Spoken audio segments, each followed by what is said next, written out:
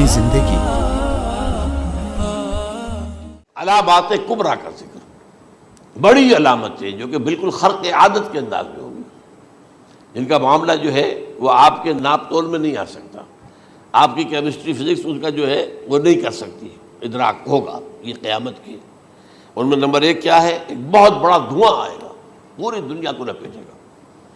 Number دو، دجال کا ظہور ہوگا، جو اپنی خدائی کا دعویٰ لے کر آئے گا اور بنوائے گا۔ اس کے ہاتھ میں ہو جائیں گے، قبضے میں ہو جائیں گے سارے ذرائع پیداوار کے۔ اس کی طرف بھی پہلا قدم اٹھ چکا ہو، ٹرپس کے نام سے معاہدہ ہو چکا ہے۔ کوئی ملک اپنا بیج پیدا نہیں کر سکتا ہو، یہ بیج ہم نے ڈیولپ کیے ہیں۔ ان کے ڈیولپمنٹ سے پہلے تم ایک ایکڑ سے کتنی گندم لیتے تھے، آج کتنی لے رہے ہو؟ کس بنا پر؟ جینیٹکس کا جو کام ہم نے کیا ہے اس کی بنا پر ہو رہا۔ ہاں تو ہمارا حق ہے، اس کی رائلٹی ہمارے پاس آنی چاہیے۔ لہذا صرف ان اداروں سے، ملٹی نیشنل سے خریدا جائے گا بیج، اور بیج بھی وہ دیں گے وہ کہ جس سے جو فصل اگے گی وہ بیج نہیں لا سکتی، وہ بیج کا کام نہیں کر سکتی۔ جیسے آپ کو معلوم ہے کہ آپ کے ہاں جو گوشت کھایا جاتا ہے مرغے کا، تو مرغا وہ جو ہے اس میں، مرغا ہو یا مرغی ہو، اس کے اندر کوئی وہ کیفیت ہی نہیں ہے۔ ان کے انڈے جو ہے ان سے آپ بچے حاصل نہیں کر سکتے، ہے تو انڈا، دیکھنے کو تو انڈا ہے، لیکن وہ بنڈا جو ہے اس سے بچہ تو نہیں حاصل کر سکتے۔ ایسے ہی وہ گندم کا بیج دیں گے، نظر آئے گی گندم، لیکن اس کے اندر وہ صلاحیت نہیں ہے کہ اس سے جو فصل اگے گی اس کا نتیجہ جو ہے وہ بھی آپ لے سکیں۔ یہ ہونا ہے، اللہ جانے، قدم اٹھ رہے ہیں ادھر۔ پھر یہ ہے کہ دابۃ الارض، زمین سے ایک حیوان نمودار ہوگا، زمین شق ہوگی۔ ابھی میں کہہ رہا ہوں خرق عادت ہے، یہ چیزیں وہ نہیں ہیں جو ہماری کسی حساب کتاب میں جو باتیں پہلے آئی ہیں وہ تو حساب کتاب میں آ رہی ہیں، ساری سمجھ میں آ رہی ہیں، ساری چیزیں مشاہدہ ان کا ہو رہا ہے۔ لیکن یہ ہے کہ دابۃ الارض، یہ کہتے ہیں کہ کوہ صفا، اس میں تو نہیں ہے حدیث میں، کوہ صفا پھٹے گا اور اس میں سے ایک حیوان دابہ وہ ظاہر ہوگا، تو اسی لیے فرمایا ہے وَإِذَا وَقَعَ الْقَوْلُ عَلَيْهِمْ أَخْرَجْنَا لَهُمْ دَابَّةً مِّنَ الْأَرْضِ تُكَلِّمُهُمْ، تو ہم اندر سے پیٹ کے چیر کر زمین کے پیٹ کو ایک حیوان کو برآمد کریں گے جو انسانوں سے بات کرے گا، گفتگو کرے گا۔ نمبر 4، طلوع الشمس من المغرب، یہ بھی خرق عادت۔ سورج تو طلوع ہوتا ہے مشرق سے، غروب ہوتا ہے مغرب میں، لیکن اس وقت معاملہ الٹا ہو جائے، یعنی جو کائنات کے اندر جو گڑبڑ ہوگی کچھ سمجھ میں بات آتی ہے کہ یہ معاملہ جو ہے یہ تو اس پورے سولر سسٹم کو اگر بدل دیتے ہیں تو مشرق مغرب ہو جانا، مغرب مشرق ہو جانا، یہ بالکل سمجھ میں آنے والی بات ہے۔ اس کے بعد ہے عیسیٰ ابن مریم کا نزول، جس کے بارے میں آج میں نے گفتگو کی ہے تفصیل سے۔ یہ نزول ہونا ہے، یہ علامات قیامت میں سے حضور نے بیان فرمایا ہے، اور قرآن مجید کی جو اصطلاحات ہیں اس کے حوالے سے میں نص قطعی جو ہے وہ میں آپ کے سامنے رکھ چکا ہوں۔ پھر یاجوج ماجوج کا ایک معاملہ ہے، یہ میں ابھی اس وقت زیادہ اس پر بات نہیں کر سکتا۔ حضرت عیسیٰ علیہ السلام کے نزول کے بعد دو کام ہو گئے، یہودیوں کا قلع قمع ختم، تمام یہود، ایک کام تو یہ ہونا ہے، اور نمبر 2 عیسائیت کا ختم ہو جانا۔ عیسائیت کی نفی کر دیں گے، بھائی میں تم مجھے خدا کا بیٹا بنائے بیٹھے ہو، میں تم خدا کا بیٹا نہیں ہوں، میں تو اس کا بندہ ہوں، رسول ہوں، میں نے تم سے کب کہا تھا کہ مجھے خدا کا بیٹا بناؤ۔ نمبر 2 یہ کہ وہ خنزیر کو قتل کر دیں گے، یعنی یہ تم نے خنزیر کب سے کھانا شروع کر دیا؟ میں تو تم کو نکاح اجازت دے کر گیا تھا، یہ تو شریعت موسوی میں حرام تھا، اور میں کہہ کر گیا تھا کہ یہی شریعت تم پر لاگو رہے گی، ہاؤ کم تم نے کیسے یہ؟ آج بھی بہت سے رومن کیتھولکس جو ہے وہ سور نہیں کھاتے، وہ اس میں ہے ان کے اندر کچھ نہ کچھ بعض جو ہے جو حضرت عیسیٰ کی تعلیمات کا کچھ اثر ان کے ہاں ہے۔ میں تو ایک مرتبہ، یہ 1971 کی بات ہے، 4-5 دن کے لیے برسلز میں رکا تھا، اس لیے کہ وہاں مجھے ایک صاحب نے خط لکھا تھا کہ وہاں ایک نوجوان ہے، ابھی اس ایمان لایا ہے، اور اس کے کچھ مسائل ہیں، ہم کوشش کر رہے ہیں ان کے مسائل حل کریں، آپ بھی جا رہے ہیں۔ میں انگلینڈ جا رہا تھا تو واپسی پر آپ ان کے یہاں چند دن ٹھہرے، میں حیران ہوا۔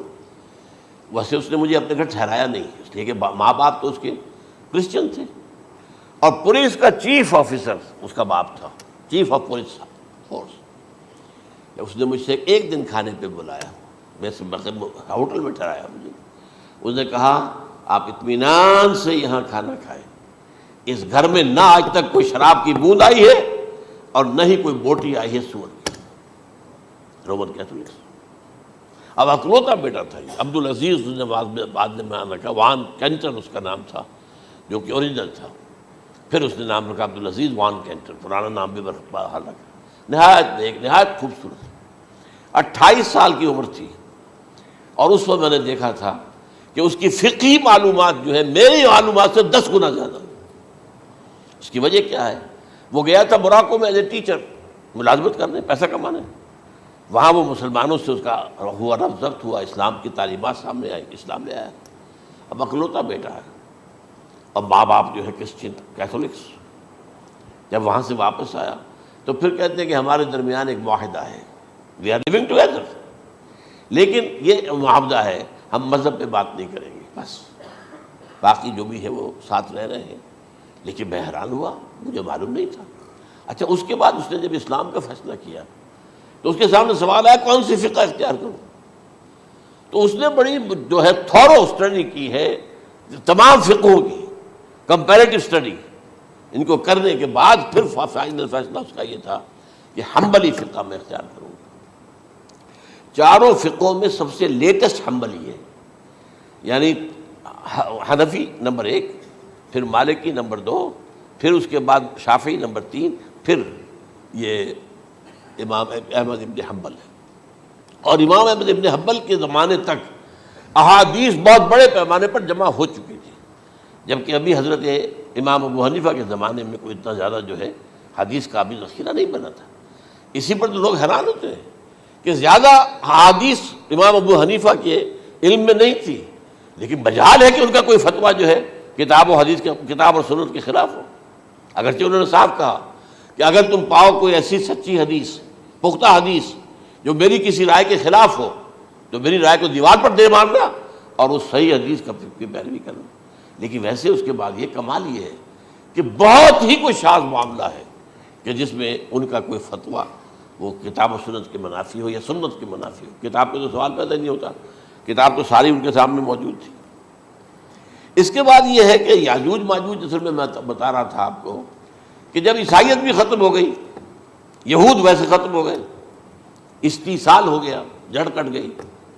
اب عیسائیت گویا کہ اسلام میں ضم ہو گئی. عیسائیت مذہب ختم، یہودی خود ختم. اب یہ طاقت کتنی ہو جائے گی؟ تقریباً 2/3 دنیا آ گئی. تمام اب عیسائی 2 ارب کے قریب ہیں، 1 ارب 90 کروڑ ہوں گے، یا مسلمان بھی 1 کروڑ 50-60 لاکھ ہیں.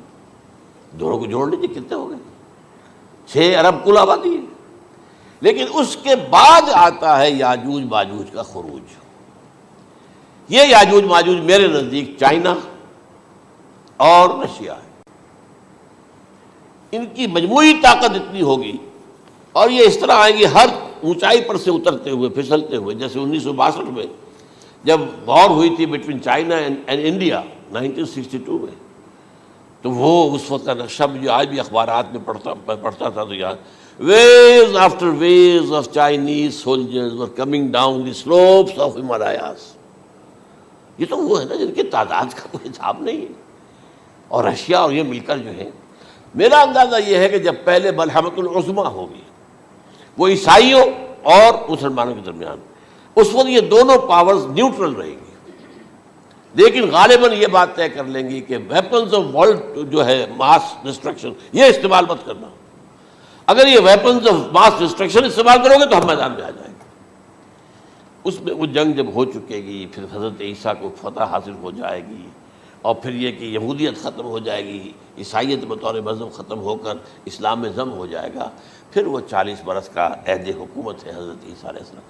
لیکن جب یہ فتح ہو جائے گی ان پر، اب یاجوج ماجوج آئیں گے اور اتنی تعداد میں آئیں گے کہ بحیرہ طبریہ جو ہے اس کا سارا پانی پی جائیں گے. یہ تو اگر آپ کو کبھی اندازہ ہو یا کوئی آپ جانیں ان لوگوں کو جو ان چینیوں سے واقف ہیں، وہ کہتے ہیں زمین پر ہلتی ہوئی کوئی چیزوں سے وہ چھوڑی چھوڑ کھا جائیں گے. جہاں وہ جاتے ہیں ایز اے لیبرر، وہاں کے جو سارے کتے ہیں ختم، ساری بلیاں ختم، ہر شے وہ جو سانپ کھاتے ہیں. ہر چیز کھاتے ہیں، اور یہ تمام ایسٹرن کنٹریز کے اندر ہوتا ہے، بڑی ڈیلیشس ڈشز ہیں یہ، سانپ وغیرہ وغیرہ، اور یہ جس طرح کھا جائے، پانی پئے ایک قطرہ نہیں رہے گا اس پر. تو پھر جو ہے اللہ تعالیٰ اس وقت جو ہے اس میں ایک ایسی بیماری پیدا کرے گا، یہ سب مر جائے. یہ معجزے سے ہوگا، یعنی ان کے اوپر فتح جو ہے وہ عام لڑائی کے ذریعے سے نہیں ہوگی، بلکہ اس کے اوپر فتح جو ہوگی وہ اللہ تعالیٰ سے بوجھ، ایک بیماری پیدا ہوگی سب مر جائے گا. اور اس کے بعد اللہ تعالیٰ ایسے پرندے بھیجے گا بڑی لمبی لمبی گردنوں والے، وہ ان سب کو کھا جائیں گے. جیسے ہمارے ہاں گدھ ہوتے ہیں وہ ان کو صاف کر دیں گے. ورنہ تو یہ ہے کہ پوری دنیا کے اندر جو بدبو اور جو پیدا ہوتا معاملہ اس سے، تو اس نوع انسانی کی بقا ممکن نہیں تھی. ان کے خاتمے کے بعد پھر یہ ہوگا کہ حکومت اسلامی جو ہے پوری دنیا میں حضرت مسیح علیہ السلام کی ہوگی. 45 برس وہ رہیں گے، اسی میں وہ کہلن بھی آ جائے گا، وہ فی المہد و کہلن جو میں نے شروع میں بیان کیا تھا. اسی میں پھر یہ ہے کہ وہ شادی بھی کریں گے، ان کی اولاد بھی ہوگی، اور پھر ان کا انتقال ہوگا تو حضرت حضور صلی اللہ علیہ وسلم کے حجرے میں، وہیں پر جہاں حضور اور ابو بکر اور عمر رضی اللہ تعالیٰ عنہم دفن ہیں، وہیں پہ ان کو دفن کیا جائے گا. اور قیامت کے دن حضور فرماتے ہیں کہ میں اور یہ تینوں ساتھ نکلیں گے. تو یہ ہے حالات و واقعات. بہرحال اس میں یہ ہے کہ یہ نوٹ کر لیجئے کہ جہاں تک ہمارے ہاں آج کل کا معاملہ ہے، میرے نزدیک میں یہ کہنے پر مجبور ہوں، جو رفع و نزول مسیح کو نہیں مانتا وہ کم سے کم منکر حدیث ضرور ہے. میں اس سے کم کا فتویٰ نہیں دے سکتا. اب یہ ہے کہ جو لوگ مہدی کو نہیں مانتے ان کا معاملہ میں مختلف سمجھتا ہوں. چند منٹ لے رہا ہوں آپ کے، اور اس لیے کہ ان کی حدیثیں صحیح میں نہیں ہیں، بخاری مسلم میں نہیں. اور یہ کہ بہرحال ان کا معاملہ جو ہے وہ ایسا نہیں ہے حضرت عیسیٰ کا. حضرت عیسیٰ کے آنے کا جو کچھ ہوگا وہ تو میں نے آپ کے سامنے بیان کر دیا. لیکن یہ ہے کہ حضرت مہدی ہمارے نزدیک اس میں خرق عادت کوئی ہے ہی نہیں. جیسے ہر صدی کے مجدد ہوتے ہیں، آخری صدی کے مجدد وہ ہوں گے، اور میرے نزدیک یہی آخری صدی ہے، اور اسی میں حضرت مہدی کا ظہور ہو جانا. سعودی عرب میں کوئی خانہ جنگی ہوگی کسی بادشاہ کے انتقال پر، اور پھر اس وقت یہ ظاہر ہوں گے. اس وقت ملک کے حالات کو سنبھالنے کے لیے لوگ ان کو زبردستی نکالیں گے، چھپے ہوئے ہوں گے ایک گھر میں. یہ حضرت ام سلمہ رضی اللہ تعالی عنہ کی روایت ہے کہ ایک بادشاہ کے انتقال پر یہ خانہ جنگی ہو جائے گی، اور ایک شخص مدینے سے بھاگ کر مکے میں چھپ جائے گا. یہ تو ہے ان کے الفاظ، میں توجیہ کر رہا ہوں. یہ لوگ ان کی طرف دیکھ رہے ہوں گے کہ یہ جو وقت آیا ہے فتنے کا ہماری قوم پر، ہمارے ملک پر، تو ان کی شخصیت ایسی ہے کہ یہ بیچ میں آئیں، صلح صفائی کرائیں، اور وہ جو ہے اس ذمہ داری سے بچ کر بھاگیں گے اور جا کر مکے میں چھپ جائیں گے. پھر لوگ انہیں تلاش کر کے نکالیں گے اور زبردستی ان کے ہاتھ پر بیعت کریں گے، ورنہ وہ اتنے بڑے منصب کو. اور پھر یہ بھی ہے، ایک حدیث میں آتا ہے یصلحو فی لیلۃ واحدہ، ایک رات میں ان کی مکمل اصلاح کر دیں گے. یعنی اگر کوئی تھوڑا بہت نقص اور عیب کوئی ہوا بھی، کوئی کمی کوتاہی ہوئی بھی، تو اللہ تعالیٰ ایک رات میں اصلاح کروا دیں. لیکن ہمارے نزدیک اس کے اندر کوئی خرق عادت ہے ہی نہیں. البتہ جو کہتے ہیں اہل تشیع، وہ خرق عادت ہے کہ ان کے 12ویں امام جو ہے وہ بچپن ہی کے اندر اس خوف سے کہ جو بنو عباس بادشاہ ہیں وہ ان کو قتل کر دیں گے، تو وہ ایک غار میں چھپا دیے گئے. اب وہ 1200 برس سے اس غار کے اندر چھپے ہوئے، اور اس کے بعد وہ ظاہر ہوگی، وہ امام مہدی ہوں گے. اس میں خرق عادت ہے. لیکن میں یہ کہتا ہوں کہ محض خرق عادت کی بنیاد پر ہم اس کی نفی نہیں کریں گے. کیوں؟ کیا ہم یہ نہیں مانتے کہ اصحاب کہف 300 برس تک سوئے رہے؟ یہ کیا عام بات ہے؟ حضرت عزیر علیہ السلام اللہ نے انہیں موت دی، موت، اور 100 برس کے بعد زندہ کر کے اٹھا لیا. تو خرق عادت حضرت عیسیٰ کو ہم اتنا بڑا خرق عادت مانتے ہیں کہ اٹھا کر آسمان پر، تیسرے آسمان کے اوپر ہیں، موجود ہیں، اب بھی ہیں. شب معراج میں تیسرے آسمان پر حضور کی ملاقات ان سے ہوئی. تو یہ خرق عادت کی بنیاد پر نفی نہیں ہم کرتے. ہو سکتا ہے، لیکن یہ کہ اس کے لیے ہمارے پاس کوئی دلیل نہیں، کوئی احادیث نہیں، کچھ نہیں، اس لیے ہم اس کو نہیں مانتے. البتہ خود وجود جو ہے حضرت مہدی کا وہ کوئی عجیب بات نہیں ہے. وہ تو جیسے پہلے بھی آئے ہیں ہمارے مجددین، ایسے مجدد ہوں گے اور دین کو تازہ کر دیں گے. ایک صحیح اسلامی ریاست جو ہے وہ عرب میں قائم ہو جائے گی دوبارہ. حضور نے فرمایا وہ عدل اور انصاف سے عرب کو اسی طرح بھر دے گا جیسے کہ وہ اس سے پہلے ظلم اور جور اور زیادتیوں کے سے بھری ہوئی ہوگی. تو یہ کام ہوگا، یہ تو مجدد کا کام ہوتا ہی ہے. اس حوالے سے۔ لیکن بہرحال میں نے پھر بھی کہا کہ اگر احادیث کی کمزوری کی وجہ سے کہ صحیح عین میں نہیں ہے، اگر کوئی شخص انکار کرے تو مجھے کوئی اعتراض نہیں ہے، ٹھیک ہے۔ لیکن جو حضرت عیسیٰ کے رفع سماوی اور حضرت عیسیٰ کے نزول کا انکار کرتا ہے، وہ کم سے کم، میں انہیں اور آگے کوئی فتویٰ نہیں دیتا کہ وہ کافر ہو گئے یا یہ ہو گیا یا وہ ہو گئے، لیکن منکر حدیث کے لائن میں تو وہ لازماً کھڑے ہو گئے۔